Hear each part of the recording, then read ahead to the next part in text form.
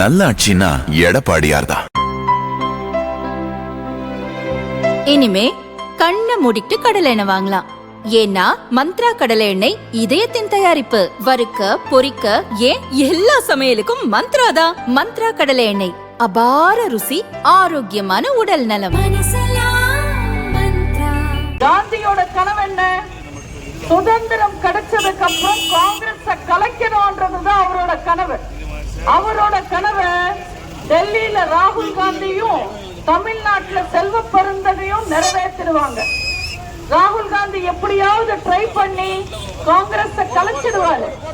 இந்த செல்வ பெருந்தக திமுகவோட காங்கிரஸ இணைச்சிடுவாரு.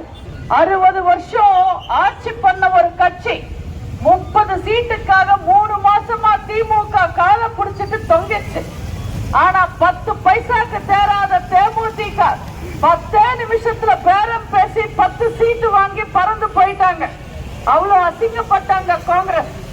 ஆனாலும் காங்கிரஸ் ஒன்னும் வெட்கமே இல்லாம சோனியா காந்திய அன்னையாரனும் பிரேமலதாவை அன்னியாரனும் கூப்பிட்டு பழகிடுவாங்க. மொத்த அகில இந்திய காங்கிரஸ் இன்னைக்கு அமைதிப்படை மணிவண்ணன் மாதிரி தான் இருக்காங்க. சரிங்க அண்ணா, சாரிங்க அண்ணா, இந்த 2 வார்த்தையை தவிர காங்கிரஸ்காரங்க வாயில வேற வார்த்தையே வர்றதில்லை. காங்கிரஸ்காரங்க மாதிரி ஸ்டாலின் வீட்டுல சமையல்காரர் வேலைக்கும் அண்ணா அறிவாலயத்துல வாட்ச்மேன் வேலைக்கும் நாங்க அரசியலுக்கு வரல. தமிழ்நாட்டு மக்களுக்காக வந்திருக்கோம். மக்களுக்கு ஒன்னா தட்டி கேட்போம். இதெல்லாம் பண்றதுக்கு துப்பு இல்லன்னா காங்கிரஸ்காரங்கள அவங்க சின்னத்தை வச்சு அவங்க வாயை பொத்திக்கிட்டு போய்கிட்டே இருக்க சொல்லணும். நல்லா யோசிச்சுக்கங்க மக்களே, நல்லா தெரிஞ்சுக்கங்க. காது கேட்காதவனோட காதுல பாட்டு பாடுறதும் காங்கிரஸ்க்கு ஓட்டு போடுறதும் ஒண்ணுதான். ஒரு பிரயோஜனமும் இல்ல.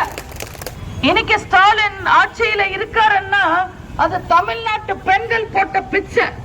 மாசம் மாசம் 1000 ரூபாய் கொடுப்பேன்னு சொன்னதும் அப்பாவி தமிழ் மக்கள், தமிழ் பெண்கள் ஏமாந்து ஓட்டு போட்டாங்க. ஆனா ஆட்சிக்கு வந்த உடனே ஸ்டாலின் ஒன்னும் 1000 ரூபாய் கொடுக்கல.